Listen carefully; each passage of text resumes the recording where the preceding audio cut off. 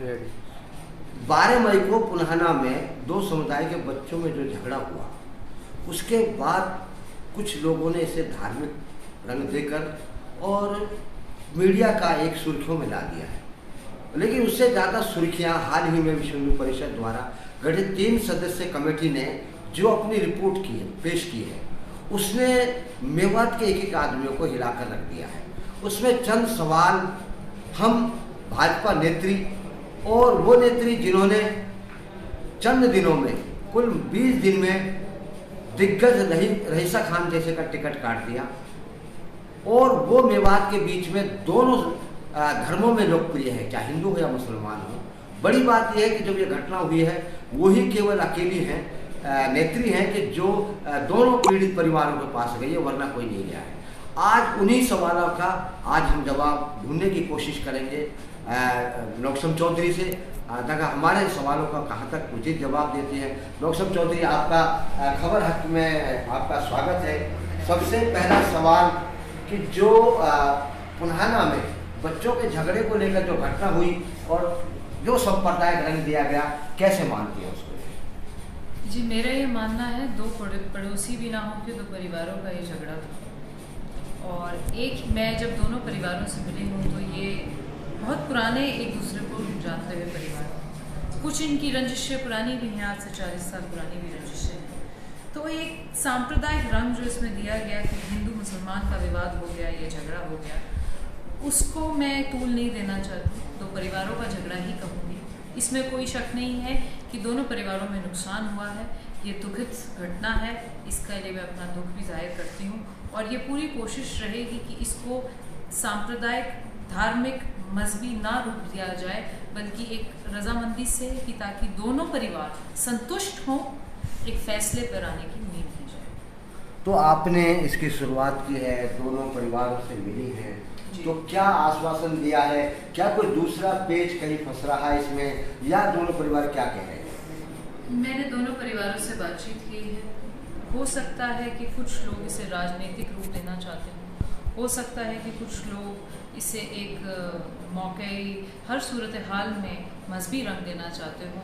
तो मैं, जितनी भी हमारे सारे पूरे मेवात की नज़र इस वक्त पुन्हाना के इस हादसे पर है, और मेवात की जो मोहब्बत है, प्रेम है, वो पूरे हिंदुस्तान में जानी जाती है। हिंदू मुस्लिम की जो एकता है, उसका पूरा मुल्क बात करता है। तो मैं ये चाहती हूँ कि इस वक्त भी भाईचारे पे हम संजीदगी से देखें और ये चाहें कि ये तालमेल बने, दोनों परिवारों में रजामंदी हो, दोनों परिवार आगे आकर रजामंदी करें, इलाके की जितनी सरदारी है, मलकियत है, संजीदा लोग हैं, वो सामने आए और बड़े हौसले और संयम से इसका फैसला कराना चाहते हैं। तो बिल्कुल संयम से, हौसले से और उससे कि दोनों परिवार संतुष्ट हो, इस तरीके से फैसला हो। लेकिन नौक्षम चौधरी, अभी हम ये जानना चाहेंगे कि अभी विश्व हिंदू परिषद ने कुछ टीम ने ये अपने के नोट जो है ना रिपोर्ट पेश की है, जिसमें खास तौर पर ये कहा गया है कि मेवात के में 25 सालों में 50 परिवार, 50 गांव हिंदू विहीन हो गए हैं। अगर ये देखा जाए कि आपने पुन्हाना विधानसभा से करीब 110 गांव है, वहाँ से तो चुनाव लड़ा है, यानी कि एक गांव में गई है, एक मोहल्ले में गई है, एक बस्ती में गई है, और दलित समाज ने है, जिससे ज़्यादातर, जिसके ऊपर ज़्यादातर अत्याचार होता है, क्योंकि वो कमज़ोर होता है, उसका राजनीति में खास नहीं होता। तो आप पुन्हाने की अगर माने तो ऐसे कितने गाँव हैं जो हिंदू विहीन हैं? देखिए, ये हमें समझने वाली बात है कि ये 85% मुस्लिम बहुमूल्य क्षेत्र है।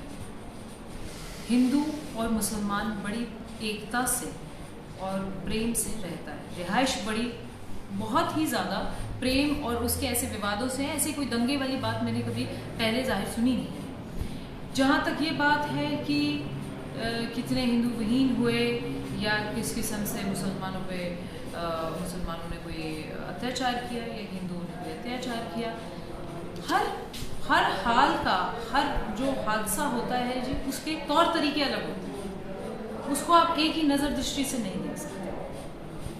हो सकता है कि हमें ये देखना चाहिए कि गुनहगार कौन है, ये नहीं देखना चाहिए कि किस मज़हब से उसका ताल्लुक है। दृष्टि है, दृष्टिकोण को दृष्टिकोण के तरीके से देखिए।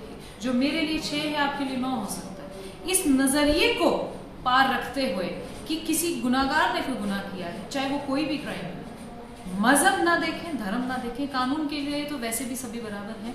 तो यहाँ पर मैं ये अगर कुछ ऐसी बात है तो मैं ये मानना चाहती हूँ कि गुनाहगार को सज़ा मिलनी चाहिए मजहबी तौर पे।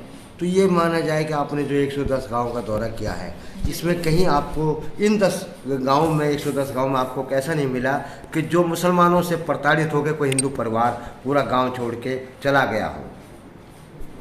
मेरे ख्याल से पुनाना में तो ऐसे कोई गाँव का मेरे से सामने नहीं आया। अगर मेरे को आए हुए भी 6 महीने हुए हैं, अगर कोई ऐसी बात है तो मेरी नज़र दृष्टि में इस वक्त। बाकी देखिए, प्रताड़ित हर किस्म, हर परिवार होते हैं, हर मज़हब के परिवार होते हैं। आप आदमी नहीं कह सकता कि एक ही धर्म से होते हैं, एक ही मज़हब से होते हैं।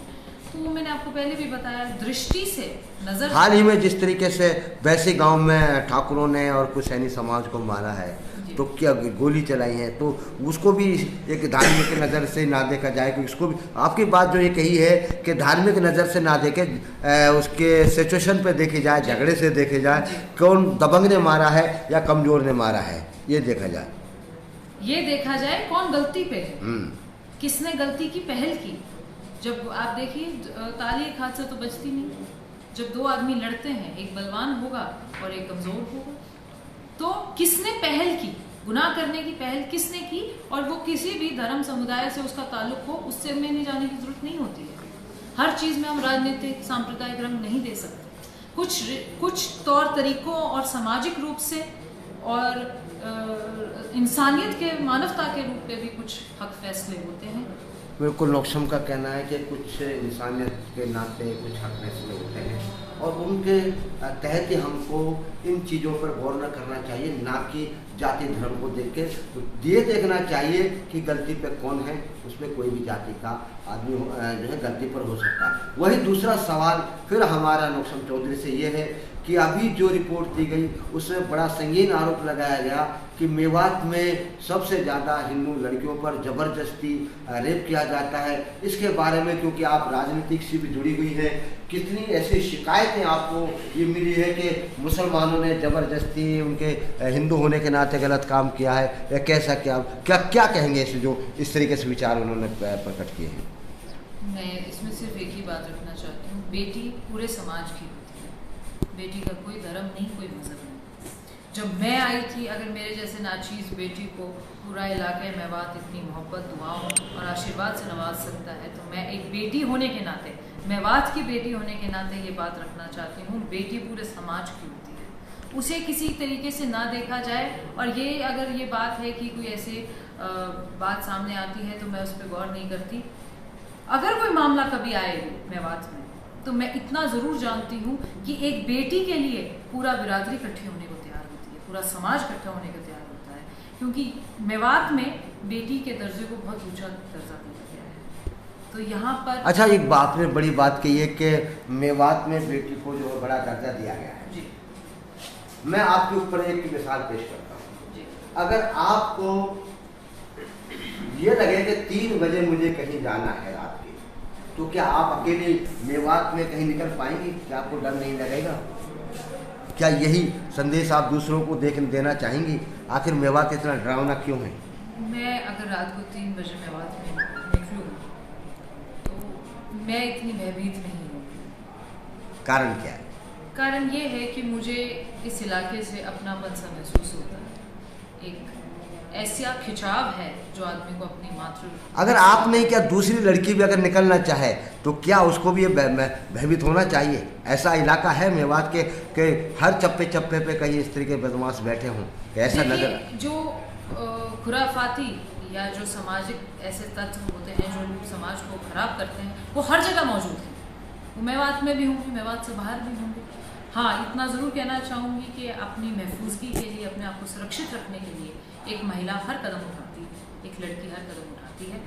हाँ, पर इतना ज़रूर है कि अगर आप, मैं खासकर अपनी बात करूँ तो मेवात की धरती से मुझे एक अजीब सी कशिश मोहब्बत है, जिसको इसीलिए इस धरती को, इसीलिए इलाके मेवात को मैं सलाम करती हूँ, क्योंकि यहाँ पर मुझे मुकमईन होकर बैठ सकती हूँ।